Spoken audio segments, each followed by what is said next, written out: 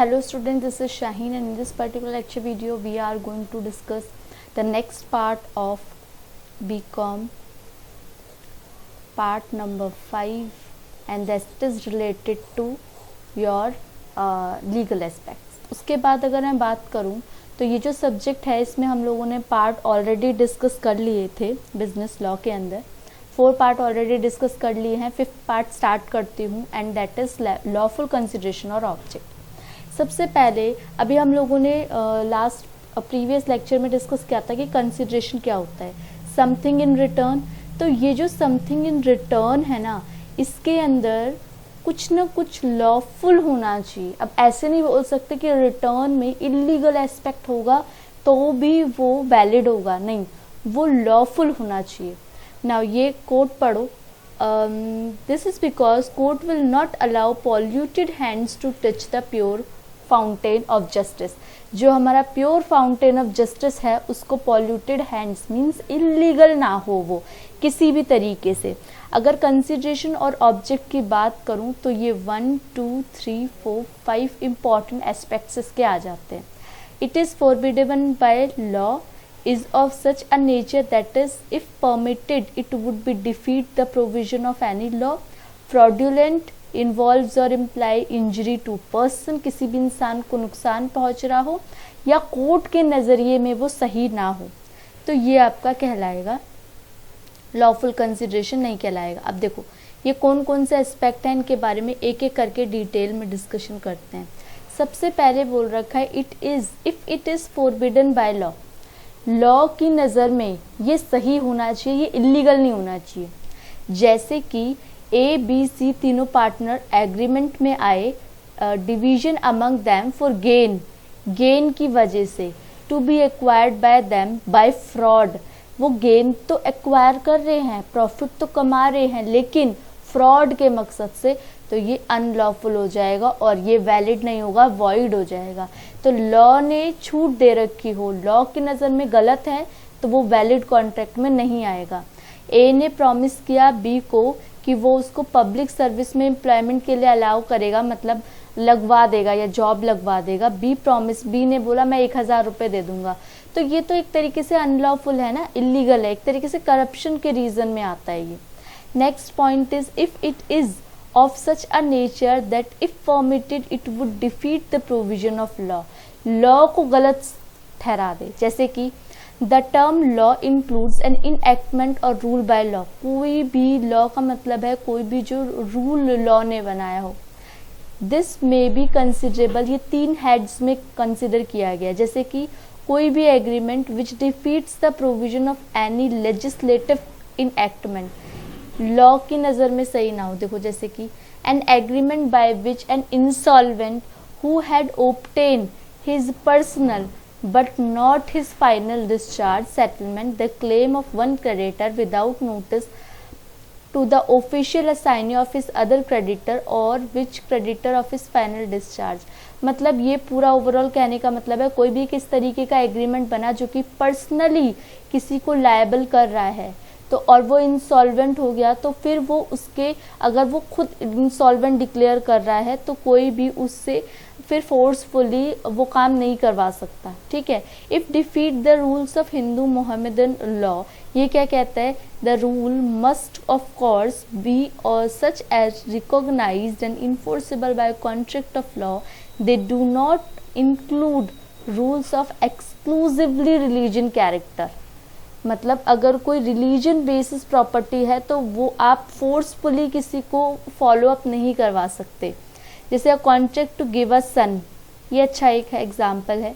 एक कॉन्ट्रैक्ट सन ने एक कॉन्ट्रैक्ट बनाया in adoption in consideration of annual allowance to the natural parents, जो कि उसके माता पिता हैं उनको कुछ न कुछ अलाउंस देता रहेगा. A suit will not like to recover any allowance, वो किसी भी तरीके का अलाउंस रिकवर करने के लिए लायबल नहीं है. On such a contract through the adoption has been perform, क्योंकि उन्होंने एडॉप्ट किया है तो ज़रूरी नहीं है कि वो मिले, अलाउंस मिले अगर एडॉप्ट किया हुए बच्चे हैं तो. नाउ देखो नेक्स्ट भी क्या बोल रखा है, एक एग्रीमेंट है before marriage between Mohammedan wife and husband by which it is provided that the wife shall be at liberty to live with her parents after marriage, शादी के बाद अपने पेरेंट्स के साथ घर में रहेगी। तो इस तरीके के कुछ कॉन्ट्रैक्ट्स होते हैं जो कि फोर्सफुली मान लिए जाते हैं कि लॉ की नज़र में सही नहीं है। मीन्स रिलीजन के बेसिस पे कोई लॉ बना गया या ऐसा माना गया है कि इंडियन लॉ के अंदर ये फॉलो नहीं होता, भले ही बाहर के लॉ में ये फॉलो हो जाए लेकिन इंडियन लॉ में ये फॉलो नहीं होता। इफ़ इट इज़ फ्रॉडलेंट, हाँ अगर ये कानून की नज़र में फ्रॉड है, ठीक है, तो भी आप क्या कर रहे हो, चीट कर रहे हो दूसरी पार्टी को, तब भी उस केस के अंदर ये माना नहीं जाएगा, तब भी ये लॉफुल कंसिडरेशन नहीं माना जाएगा। इफ़ इट इन्वॉल्व्स और इम्प्लाई इंजरी, अगर किसी भी इंसान को नुकसान पहुंच रहा है आपकी इस हरकत की वजह से। इफ़ द कोर्ट रिगार्ड्स, अगर कोर्ट ही बोल देता है कि ये इमोरल है, तो उन सब केसेस में ये लॉफुल कंसिडरेशन नहीं माना जाएगा, ठीक है। फिर उसके बाद देखो क्या बोला गया, हाँ agreement which are considered by the court to be opposed by public policy, आम जनता के लिए सही नहीं है, उस सिनेरियो में भी इस एग्रीमेंट को हम मानेंगे नहीं कि ये वैलिड है, उस एग्रीमेंट को भी हम अनलॉफुल एग्रीमेंट मान लेंगे या वॉइड मान लेंगे contract. The general head of public policy covers wide range of topics, हमने बोला ना कि पब्लिक पॉलिसी के लिए सही ना हो, तो सबसे पहले ट्रेडिंग विद एनिमी, अगर आप एनिमी के साथ ट्रेड कर रहे हो तो वो क्या हो जाएगा, वो पब्लिक पॉलिसी के खिलाफ माना जाएगा। स्टिफलिंग प्रोसिक्यूशन, देखो क्या है, agreement for shifting prosecution are as well are a well known class of those contracts which the court refuse to enforce on this ground, court ने ही मना कर दिया कि ये एग्जिस्टेंस में ही नहीं आ सकता। एग्जाम्पल देखो, A promise B to drop a court case which he has instituted against B for robbery and promises to restore the value of the things taken. The agreement is void. मतलब A ने B को बोला कि आप एक court case करो कि B ने चोरी की है आपसे इतना इतना सामान, अब ये कॉन्ट्रैक्ट ही void हो जाएगा अगर इस तरीके का आप कुछ करते हो। Agreement for improper promotion of litigation, जैसे कि मेंटेनेंस या चैम्बर्टी, maintenance when a stranger agree to render assistance by money or otherwise to another person in a suit which that a third person has himself no legal interest, कोई legal interest ही नहीं है, ठीक है, कोई legal interest नहीं है इसके ऊपर, तो ये भी आपका लीगल इंटरेस्ट होना ज़रूरी है अगर आप लॉफुल कंसिडरेशन करते हो तो। चैम्बर्टी का मतलब है कि champerty is a species of maintenance, maintenance की दूसरी प्रॉपर्टी है। It is a bargain where one person promise to assist another is recovering property in consideration, consideration की दूसरी प्रॉपर्टी में माना जाता है इसको मेंटेनेंस वगैरह के लिए। इसके अंदर और क्या है, agreement to interfere with course of justice, आप जजेस के बीच में आ रहे हो, मतलब बीच में इन द सेंस कि इंटरफेरेंस नहीं होनी चाहिए। Agreement to vary the period of limitation, हाँ अगर पीरियड से ज़्यादा हो गया, जैसे कि अगर हमें एक टाइम पीरियड मिल रखा है 1 महीने का 2 महीने का, तो उससे ज़्यादा आप कर रहे हो। मैरिज ब्रोकरेज कॉन्ट्रैक्ट, उस केस के अंदर भी ये लॉफुल कंसिडरेशन नहीं माना जाएगा। An agreement to procure marriage for rewards is avoid, देख रहे हो, वॉइड हो जाएगा। Of course validity of marriage will not be affected, affect नहीं होगा, but money actually paid can not be recovered और if not paid suit for recovery, maintenance के लिए आप रिकवरी के लिए सूट कर सकते हो। नेक्स्ट देखो, sale of public offices, sale of public offices, traffic by way of sale of public offices and appoint obviously tend to prejudice of public service, such agreement are void, ये भी agreement void होंगे। अगर कोई agreement करते हो आप to pay money to public servant कि to induce him to retire and thus wait for the appointment of the promisor, किसी भी तरीके से आप फोर्सफुली किसी को बोल रहे हो कि आपको कॉन्ट्रैक्ट करना है, आपको पब्लिक ऑफिसेस में आपको इन्वॉल्व होना है, आपकी अपॉइंटमेंट है, इस तरीके का कोई भी कॉन्ट्रैक्ट होता है तो वो क्या कहलाएगा, आपका सेल ऑफ पब्लिक ऑफिसेस, और वो भी आपका कहीं ना कहीं उसके अंदर कंसिडर नहीं किया जाएगा, वो भी वॉइड होगा।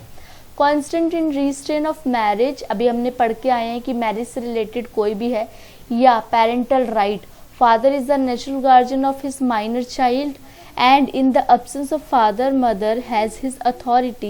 This right of guardianship in the nature of sacred trust and therefore cannot be battered away by any agreement. He may in his discretion as guardian entrust the custody and education of his children to another, but this agreement is essentially, क्या हो जाएगा ये agreement भी essentially revocable one,